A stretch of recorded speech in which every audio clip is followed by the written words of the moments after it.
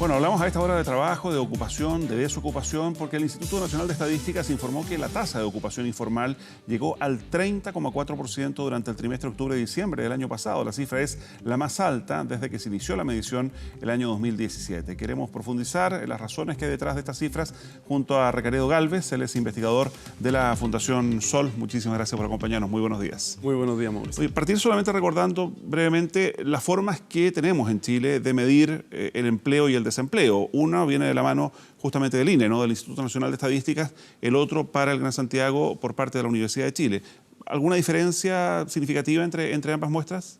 Claro, hay diferencias en términos de cómo se realiza el análisis, pero desde nuestro punto de vista, algo que es trascendental al momento de enfocarse en los resultados de desempleo, sobre todo, es tener en cuenta que las mediciones del INE en particular, que son las que mensualmente se dan a conocer con mayor impacto en los medios de comunicación, desde el año 2010 cambiaron la forma a través de la cual se está midiendo el empleo y desempleo en nuestro país. ¿Cómo así? Principalmente se modificó la pregunta con relación a la ocupación. Esto significa de que hoy día lo que podemos hacer en nuestro país es poder medir las horas totales de las personas que se encuentran ocupadas. Es decir, si a una persona al momento de la encuesta señala que durante la semana anterior había trabajado por lo menos 1 hora, 5 horas, 10 horas, eso va a quedar registrado. Como una persona ocupada, no desocupada. Así es. A diferencia de la encuesta de la Universidad de Chile. Claro, en definitiva lo que hizo el INE fue adaptarse con esta metodología para poder incorporar ciertos estándares internacionales en la medición. Pero el tema que es clave es que ese cambio de metodología también exige un cambio en el análisis. Porque cuando nosotros consideramos de que personas con 5, 10 o 20 horas son personas ocupadas, lo que tenemos que hacer es poder observar si es que realmente están en esa condición de pocas horas de ocupación de manera voluntaria o de manera involuntaria.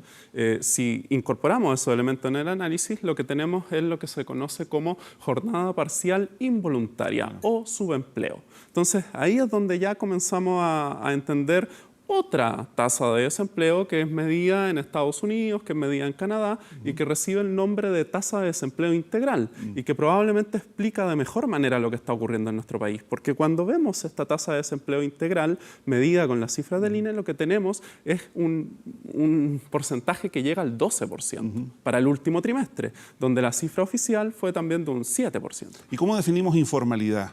Trabajo informal, en definitiva. Bueno, el trabajo informal en gran medida, el que ahora tú señalabas, ¿verdad? Que estamos en el margen 30%. Del 30%. Eso en cantidad de personas equivale a más de 2 millones de personas, lo cual también es importante de tener en cuenta.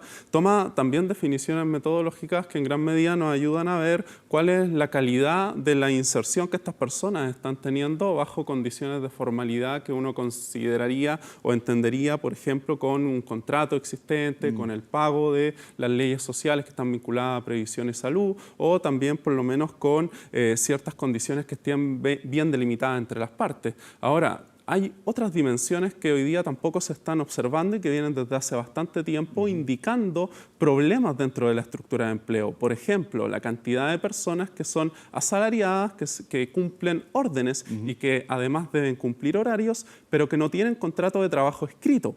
Hoy día en nuestro país hay más de 1 millón de personas que se encuentran en esa condición. Muchas de esas personas incluso están en el Estado, es decir, tienen que llegar a un horario determinado, están subordinadas a otra persona, pero no hay un contrato que realmente permita que las partes tengan clara la relación laboral. En este caso, la mayor parte está con boleta de honorarios. Claro, ¿Es ese cuadro? claro. Ese es un gran ejemplo con relación a este esquema. Entonces, o sea, para entenderlo, digamos, tengo dependencia de una jefatura directa, cumplo horarios, tengo una función específica, pero en vez de tener un contrato, doy una boleta.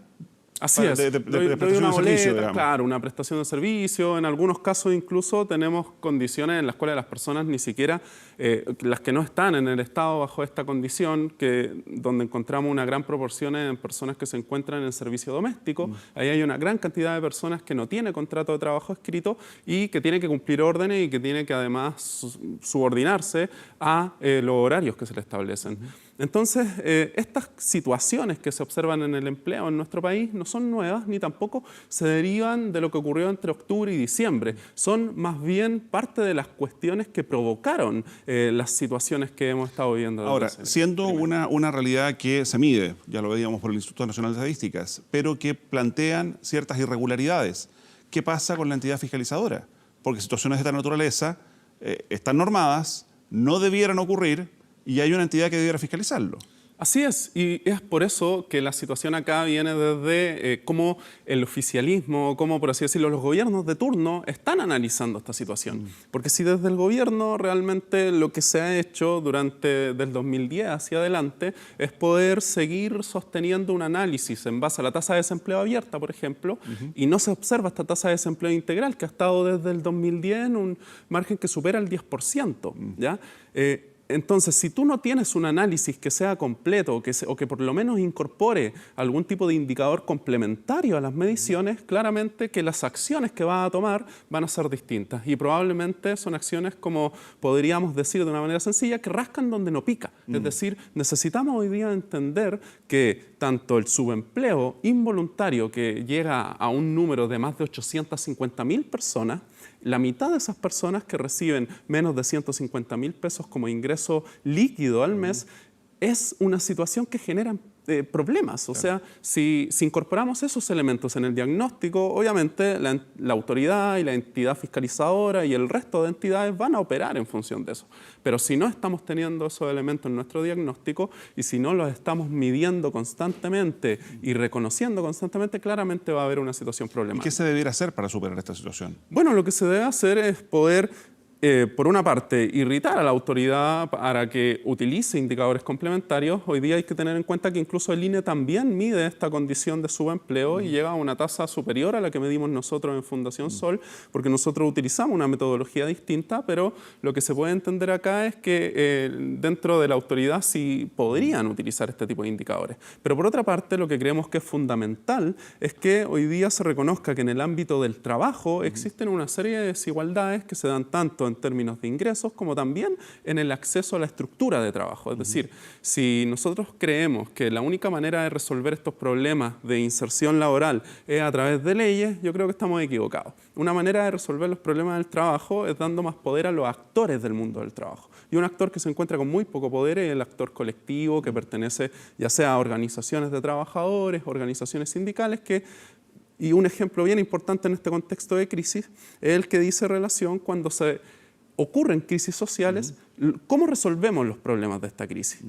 Si nosotros miramos el ejemplo en experiencia comparada, por ejemplo, Europa, cuando hubo una crisis financiera, muchos de los planes de despido, los planes que tenían que ver con condiciones de trabajo, fueron cuestiones que no se tomaron unilateralmente por parte de los empleadores. Muchas veces acá fueron los sindicatos o las organizaciones o las centrales las que estuvieron buscando cómo generar mecanismos conjuntos. Eso puede ser una alternativa o puede que no, pero en Chile es muy difícil que se tome un camino como ese. Generalmente son los empleadores los que toman esa decisión. En este aumento de la ocupación informal, ¿cuánto, por los datos que entrega el INE y lo que ustedes han podido chequear, corresponde como causa-efecto, digamos, de la actual movilización y cuánto puede deberse a otros factores? No sé, estoy pensando en la llegada masiva de inmigrantes en los últimos años, en la cantidad de gente que está realizando labores por cuenta propia. Claro, como te comentaba, Mauricio, ese punto que tú señalas, sobre todo el de las cuentas propias, es un tema que forma parte de un análisis estructural que tenemos que hacer. Esto no es de los últimos 3, 4 o 5 años.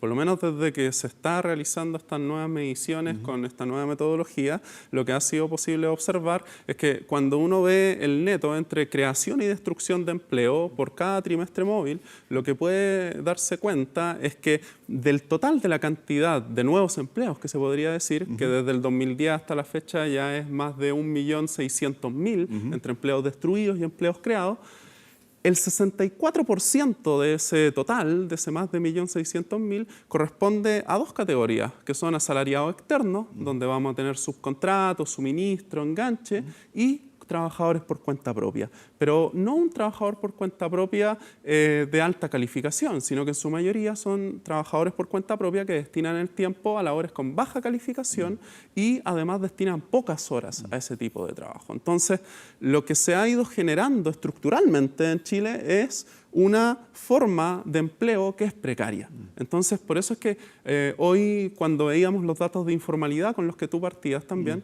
lo que podemos hacer es comparar con el 2018 y tenemos que el incremento que se produce en el mismo trimestre con relación a la informalidad es de un 0,7.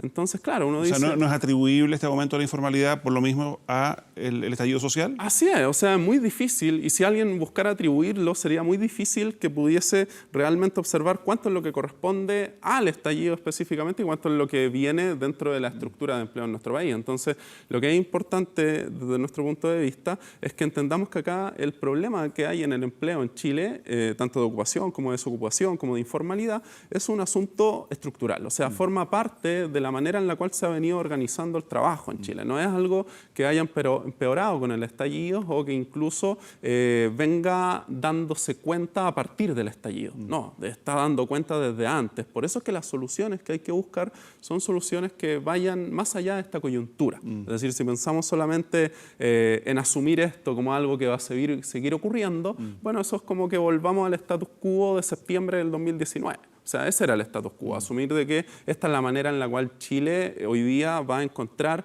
el empleo y esta es la manera en la que tenemos que seguir adelante. Lamentablemente, esta manera es la que está generando problemas y es la forma que es necesario revertir. Y en ese escenario, ¿qué se podría esperar hacia adelante?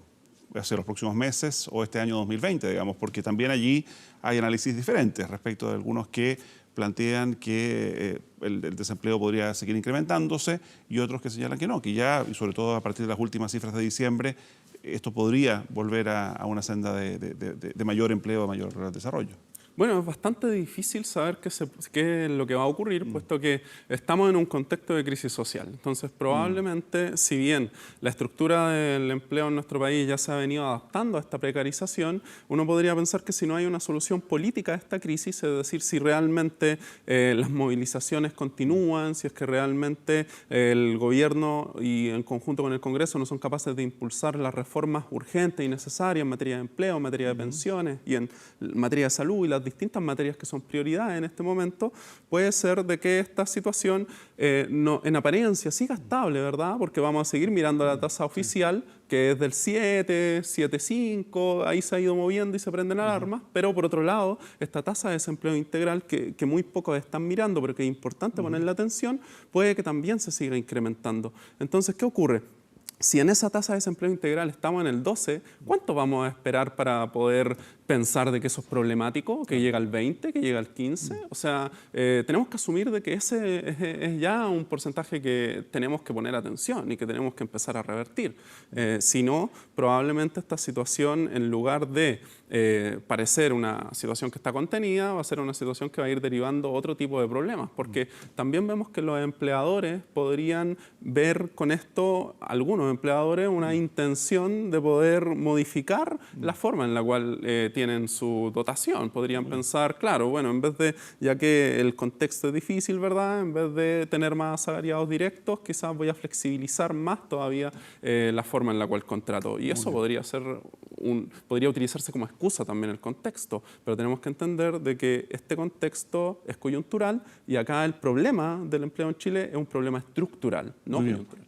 Recaredo Gálvez, investigador de Fundación Sol, muchísimas gracias por habernos acompañado esta mañana. Muchas gracias a usted.